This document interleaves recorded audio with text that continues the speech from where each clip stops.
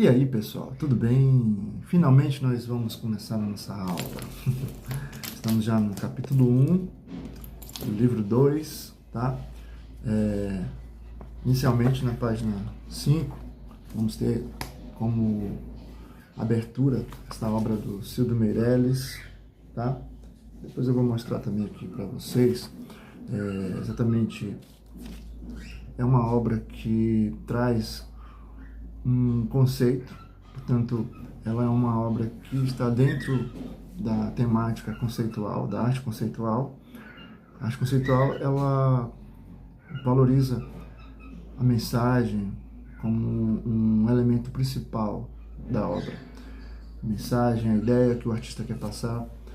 Mas nós vamos estudar aqui nesse capítulo sobre a arte que pode engajar pessoas, que pode envolver pessoas em prol de uma ideia, em prol de uma luta, uma liberdade. Aqui no caso do Silvio Meirelles, nesta obra, ele usou a garrafa retornável da Coca-Cola e ao ser utilizada novamente, apareciam as mensagens que o Silvio Meirelles ali queria transmitir, mensagens de reflexão, mensagens de luta. Então é esse o sentido, o contexto em que a arte conceitual ela vai ser usada. Então a arte conceitual como um protesto, nesse caso, tá? Então vamos ver aqui, então nessa primeira página tem um QR Code, para você apontar lá o seu celular e responder 3 questões que nós temos aqui. Essas 3 questões, você precisa assistir um vídeo lá, e aí você vai escrever suas conclusões sobre o tema, tá? Vamos diretamente agora para a página 6, tá? Então aqui na página 6, depois também eu vou mostrar para vocês aqui do lado, vocês estão acompanhando aí também na página 6, arte e política. Então, arte conceitual num contexto político. Então, ao longo da história, começa aqui o texto, passou por diversas transformações, a arte passou por diversas transformações. Isso ocorreu tanto no uso de materiais como nos temas trabalhados, no propósito geral ou na forma de instigar o observador. Então, a arte ela tem essa capacidade de nos envolver, nos fazer pensar, nos fazer refletir. Então, na arte conceitual, ela rompe com a tradição. Ela rompe com a tradição de apenas ser uma beleza estética ou uma habilidade técnica do artista, como é o caso dessa obra sem título, de Barbara Kruger, que está em inglês. Você lê o seguinte: Your body is a battleground, que significa seu corpo é um campo de batalha. Olha só. Então, nós temos esta batalha do consumo em relação aos acessórios que nós vamos usar, relógio de marca, um celular, já tecnologia de ponta. Então, tudo isso nós estamos sendo atraídos por este consumo. No caso, a Kruger vai colocar aqui como uma questão a ser pensada, a ser refletida, tá? Então ela traz o seu corpo, ela utiliza elementos da publicidade, como nós podemos ver aqui, as letras, as cores, chamar a atenção do público. Aí o público tem esse contato com essa frase, seu corpo é um campo de batalha, tá? Ela quer debater aqui os problemas sociais e o consumo de uma imagem, de uma ideologia, de uma idealização da realidade. Então ela quer trazer uma questão mais realista, fazer as pessoas pensarem, as pessoas têm que observar e ter esse pensamento. Então ela destaca exatamente isso nessa obra, que ela não visa apenas uma construção de um objeto para contemplar, mas é uma proposição. O espectador precisa ser instigado, ele está sendo instigado, provocado a refletir sobre questões políticas e sociais aqui, abordadas pela Bárbara Kruger, né? Bom, vamos então já para a página 7, tá? Então, na página 7, nós vamos ter um pouco mais sobre essa arte de protesto. A arte de protesto, ela utiliza a arte conceitual, mas a arte conceitual em si, ela não nasceu em um contexto para protestar sobre ditaduras, sobre repressões políticas, e todo o contexto em que o mundo sofreu, a sociedade com estes sistemas. Porém, como diz o texto aqui, que a arte conceitual não é necessariamente de protesto, mas ela pode assumir papéis diversos. Então, a arte conceitual ela tem essa característica muito ampla de abarcar outras temáticas, de abordar outras temáticas também, e no caso da guerra, como uma forma de protestar, né? Os artistas usaram a arte conceitual. Então, o objetivo não é só ser bonito, é fazer a gente olhar de um jeito crítico para o que está acontecendo na política, e assim nós iremos refletir sobre esse contexto. Bom, e temos aqui um exemplo, John Lennon e a Yoko Ono, eles estão em uma performance, estão aqui no seu quarto, coloco aqui algumas frases pedindo exatamente que o mundo olhe para esse contexto. Então os dois ficaram literalmente deitados numa cama, na frente de todo mundo ali, para protestar contra a guerra no Vietnã. Então a ideia era usar a fama, claro, os holofotes, naquele momento, John Lennon, um grande integrante dos Beatles, e a Yoko, sua companheira, naquele momento, eles usam digamos, do seu status de pop, seu status pop, para exatamente trazer o olhar do mundo. Então a ideia é usar exatamente a sua fama e fazer com que a mensagem de paz se propagasse. O John Lennon até tem na música Imagine, onde ele retrata o seu desejo quase utópico de alcançar a paz entre os povos, tá? E temos também uma obra do artista Joseph Beuys. Ele também faz uma performance onde o nome da obra é I Like America and America Likes Me. Esse aqui é bem doidão mesmo. Então, o artista alemão, ele veio para os Estados Unidos e se trancou numa galeria por 3 dias. Eu disse 3 dias. Então, com um coiote selvagem. Cara, realmente, esse aqui foi longe. Então, qual era a fita, mano? Então, o cara queria fazer o seguinte, ele queria falar sobre como os povos nativos dos Estados Unidos foram escanteados com uma cultura europeia que ele representava. Tentava dominar tudo. Então, ele aqui faz uma crítica bem inusitada, digamos assim. No começo a galera estranhou, tal, depois de 3 dias, o artista e o bicho estavam de boa, estava tranquilo ali, será? Muito bem, mas ficou tranquilão ali, convivendo em paz.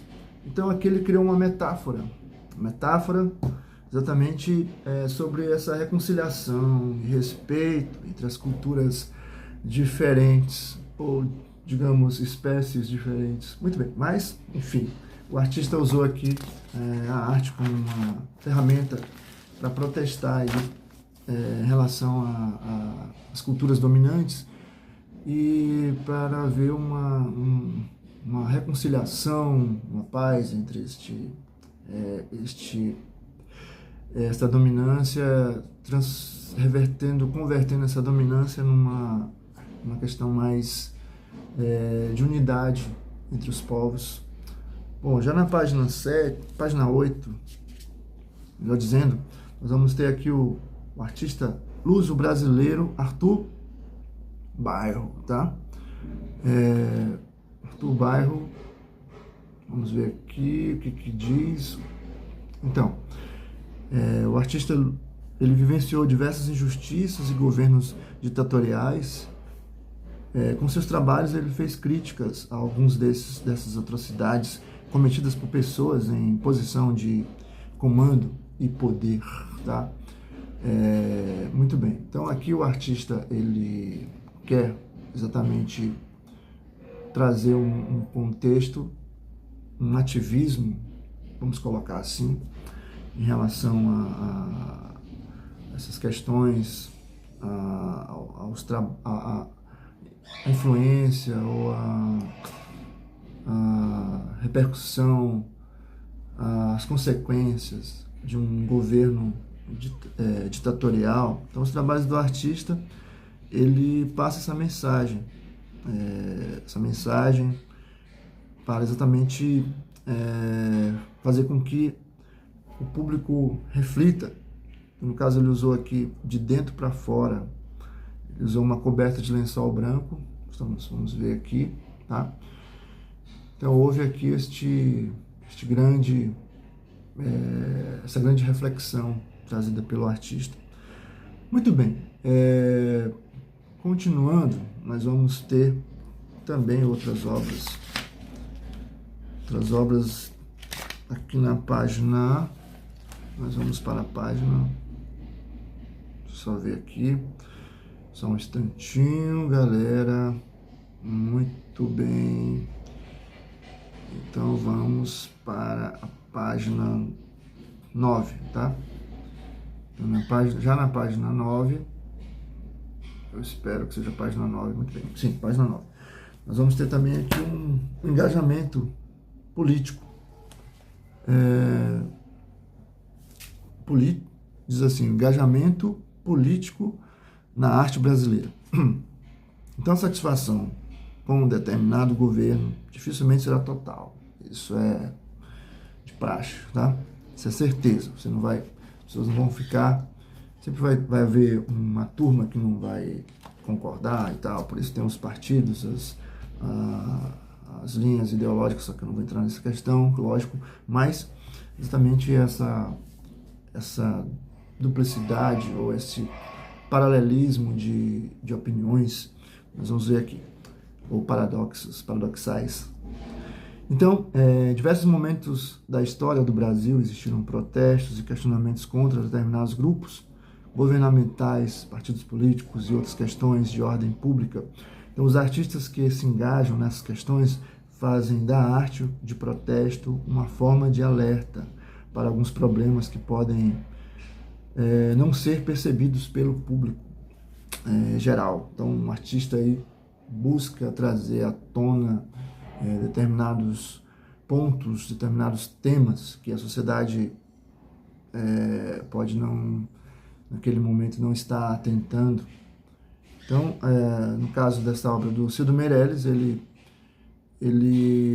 utilizou uma cédula de cruzeiro e colocou o título Zero Cruzeiro, na época da ditadura. Então, ele criou uma nota de dinheiro que não valia nada, para mostrar que o governo daquela época estava tirando o valor das pessoas. Então, diante das injustiças, pessoas que agiam com injustiça, segundo o Cildo Meirelles, tratava as pessoas como pessoas sem valor nenhum.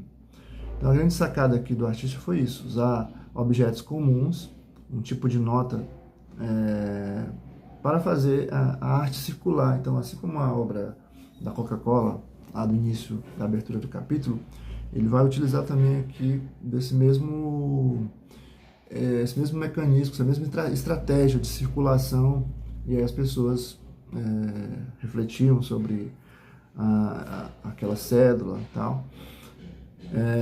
Muito bem, então o recado era protestar contra a falta de democracia, alertar o pessoal sobre os problemas que o governo estava causando, mas sem ser pego de cara. Então havia ali nas entrelinhas das obras do Cid Meirelles essas mensagens para reflexão. Então, vamos ver aqui o contexto. O texto vai dizer exatamente, se a gente olhar essa nota hoje, ela perde um pouco do sentido original, porque a situação do Brasil mudou. Então, para entender a arte de protesto, você precisa entender o que estava rolando no país naquele momento, tá? Ou seja, ele usou o nada, o valor zero, para falar tudo que estava errado. Muito legal, né, meus queridos alunos? Aqui também tem um QR Code, galera, na página 9, para você acessar e ver uma questão sobre no trabalho do Cid Meirelles. O cara mandou bem, né? Bom, para finalizar, vamos na página 10, vamos ver aqui dois artistas interessantíssimos, para entendermos aqui um pouco mais sobre a política em todas as épocas. Então, cada momento histórico do país engaja diferentes artistas com propostas variadas. Então, essas propostas, elas trazem exatamente o contexto, independente se é uma performance, se é uma pintura, se é seja um ready-made. Pegar um objeto e fazer desse objeto uma reflexão, ressignificando o objeto e trazendo ele para um contexto artístico de reflexão, como a obra do Duchamp, Marcel Duchamp, que é o cara da arte conceitual, tá bom? Bom, vamos lá. Então, o texto vai explicar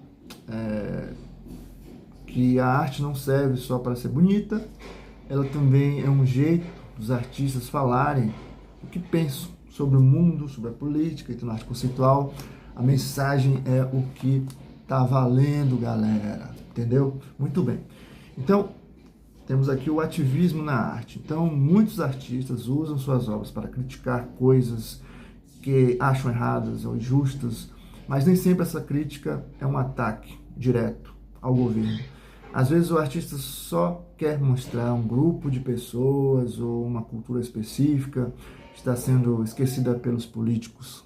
Então a mensagem é trazer à tona o esquecido, aquilo que está à margem, tá? Então muitos artistas têm aí como finalidade, como objetivo de suas obras, trazer à tona, trazer para o limpo esses grupos que estão esquecidos, sociais, grupos esquecidos que estão, grupos sociais que estão esquecidos. Muito bem.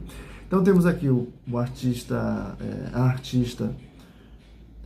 o artista fez uma performance, o Tunga,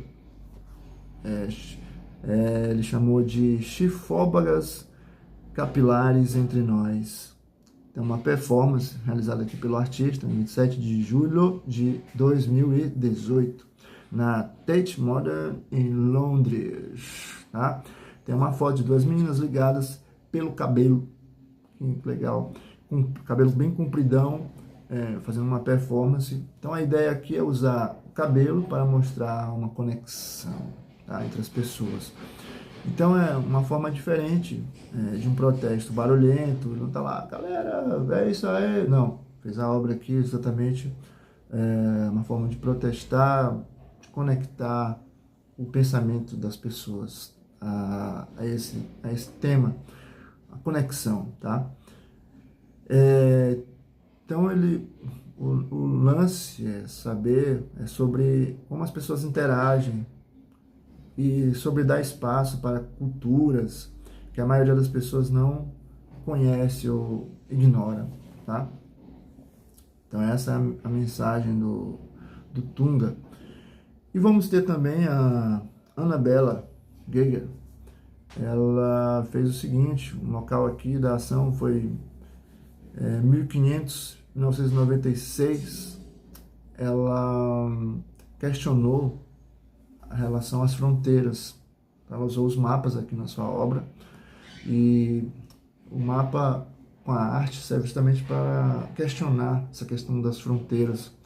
Se as fronteiras elas impedem o encontro entre culturas. Então aí um lance para refletir, né? Então, para ela, as linhas que dividem os países no mapa são limites invisíveis, tá? Que impedem as pessoas de circularem livremente, de trocarem cultura. Ela critica o fato dessas coisas, dessas divisões, diminuírem a diversidade e fazer com que as pessoas assentem menos quem é diferente, tá? Ela é contra o fechamento, ela acha que as linhas, aquelas linhas invisíveis, que no mapa são bem visíveis, demarcam não só apenas os limites territoriais, as fronteiras, mas também os limites culturais.